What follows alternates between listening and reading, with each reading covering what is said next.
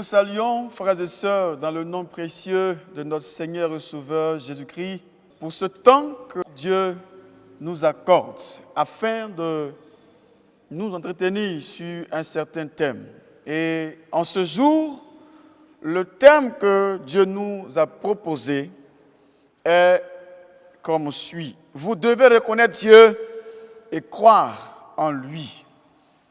Recommandons ce temps par la prière au nom de Jésus-Christ. Seigneur, merci pour ce temps d'enseignement, ce temps, ô Dieu, où nous délectons de ta parole. Nous prions que par le Saint-Esprit, tu nous accompagnes, que tu nous guides. Parce que sans toi, Seigneur, nous sommes limités. Et c'est pourquoi viens et accomplis toutes choses par ta présence, Seigneur, au nom de Jésus-Christ. Amen. Commençons d'abord par lire notre texte de ce jour qui va donc nous aider à avancer dans notre prédication. Le texte, nous le trouvons dans l'Ancien Testament qui est tiré du livre de Josué, chapitre 2, du verset 8 au verset 12. Et nous lisons. Avant que les espions se couchassent, Rahab monta vers eux sur le toit et leur dit, « L'Éternel, je le sais, vous a donné ce pays. La terreur que vous inspirez nous a saisis et tous les habitants du pays tremblent devant vous, car nous avons appris comment, à votre sortie d'Égypte, l'Éternel a mis à sec devant vous les eaux de la mer Rouge et comment vous avez traité les deux rois amoréens au-delà du Jourdain, Zion et Og, que vous avez dévoués par interdit. Nous l'avons appris et nous avons perdu courage. Et tous nos esprits sont abattus à votre aspect, car c'est l'Éternel, votre Dieu, qui est Dieu en haut, dans les cieux et en bas sur la terre. Et maintenant, je vous prie, jurez-moi par l'Éternel que vous aurez pour la maison de mon Père la même bonté que j'ai eue pour vous. Frères et sœurs, ce texte est rempli de révélations, d'enseignements. Bien-aimés, nous devons reconnaître Dieu et croire en lui. Lorsque les espions arrivaient dans la ville de Jéricho, une ville en pleine crise, dont les habitants ont perdu courage et sont abattus à l'aspect des Israélites. Ils entraient dans la maison d'une prostituée appelée Rahab. Celle-ci, cependant, a eu la bonne attitude. La première chose qu'elle a faite, elle a reconnu l'Éternel. Oui, elle a reconnu l'Éternel. Ainsi, pour quelqu'un qui veut sortir d'une vie complexe, d'un moment difficile, un moment de crise, la première chose qu'il a à faire, c'est de reconnaître que c'est l'Éternel, le seul vrai Dieu. Oui, la prostituée a reconnu que le Dieu des Israélites était le seul Dieu en haut sur la terre, le seul vrai Dieu qui pouvait donc, par son bras puissant, délivrer son peuple de tout ce qui est attaque, de tout ce qui se présentait à eux, tout ce qui venait donc faire barrière à leur progression vers donc la terre promise.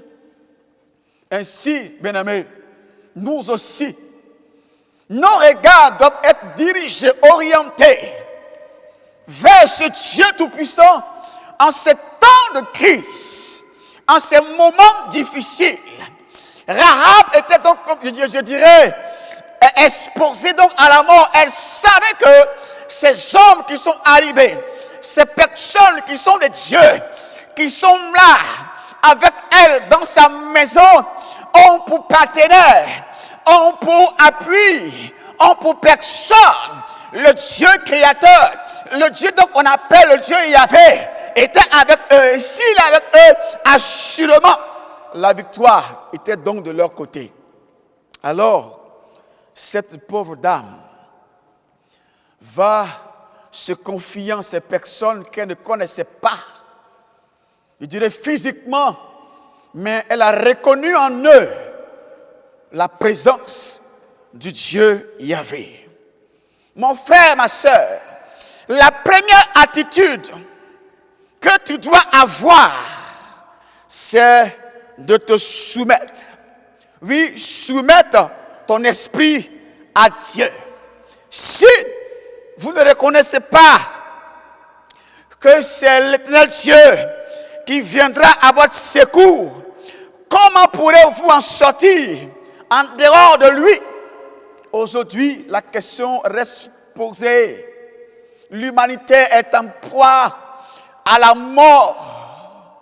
La COVID-19 est en train de décimer l'humanité. Nous sommes limités dans nos actions aujourd'hui. Vers qui se tourner? Personne ne peut prendre un avion et aller voir un médecin en France, en Europe, en Amérique, en Australie, parce que tout est fermé. Oui, ces grands qui, par des maladies incurables, pouvaient donc voyager chaque semaine pour aller dépenser des milliers de francs, aujourd'hui ne peuvent pas voyager. Mon frère, ma soeur, si tu m'entends ce soir, reconnais que l'Éternel Dieu seul a le pouvoir de te sauver. Bien-aimés, si vous disposez votre cœur, vous verrez Dieu apparaître dans vos circonstances. Mais si vous n'avez pas le discernement pour le reconnaître, vous allez passer à côté de la solution. Les chrétiens en général ne savent pas reconnaître Dieu. Reconnaître la voix de Dieu quand il passe par des moments difficiles. Or, c'est là l'essence de la victoire. Oui, reconnaître Dieu dans toutes nos voies.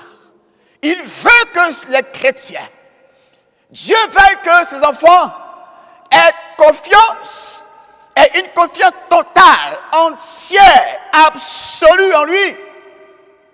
Mais chrétiens que nous sommes, souvent empruntions des voies détournées parce que nous sommes pressés.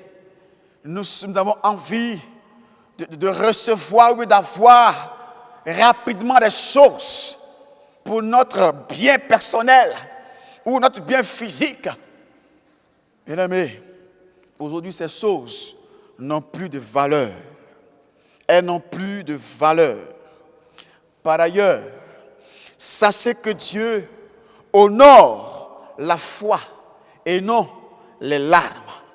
Je répète, Dieu honore la foi et non les larmes. Rahab a reconnu Dieu. Elle a cru en lui et Dieu a honoré sa foi. Oh, frères et sœurs, arrêtez de vous séduire en faisant de longs discours. Dieu répond à la foi. Ayez une attente. Détournez vos yeux de vos problèmes et cherchez Dieu dans la difficulté. Vous le trouverez. Car chaque situation de crise possède en elle-même les germes de sa résolution. Que votre foi en Dieu fasse donc toute la différence. Vous devez agir selon les instructions reçues de Dieu. Agir comment? Par la foi. Agir comment? Par la foi. Abraham a agi par la foi. Il a semé lorsqu'il a parlé, lorsqu'il a fait, lorsqu'il a donné, a offert à Dieu quelque chose, frère, Dieu s'est empressé de lui dire une promesse.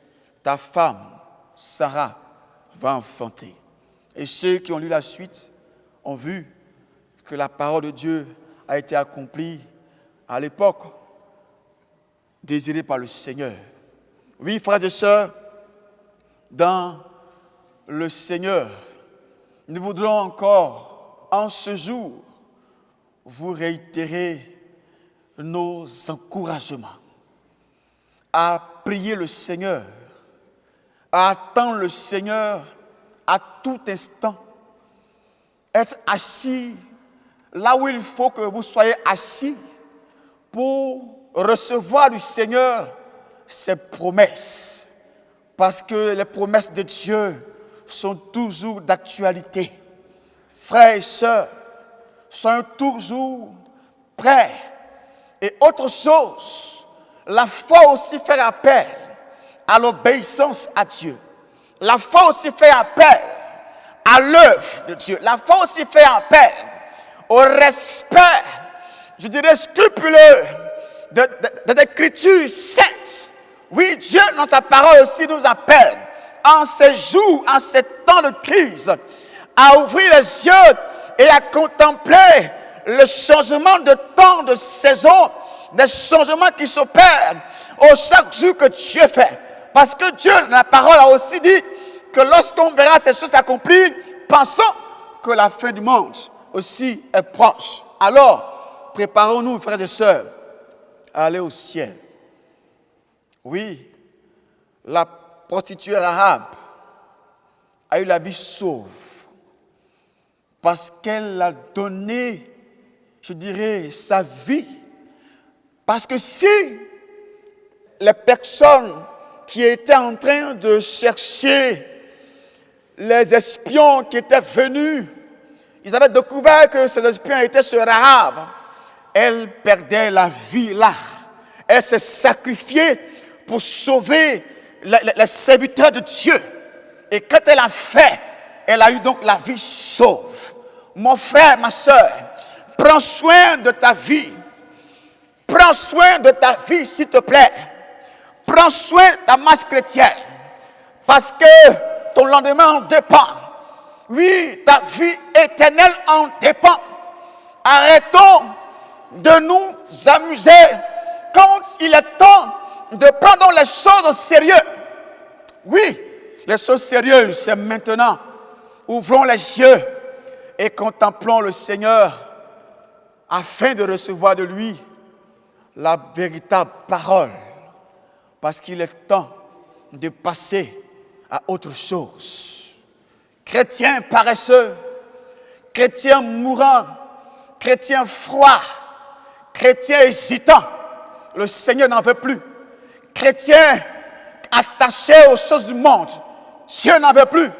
Il veut des combattants, il veut des guerriers, il veut des gens engagés, des gens consacrés, des gens qui sont là, prêts à recevoir de lui l'instruction et à pouvoir avancer ou à le dire ouvertement pour que des âmes soient gagnées. Que Dieu nous bénisse, que Dieu nous aide en ce jour, au nom de Jésus-Christ. Amen.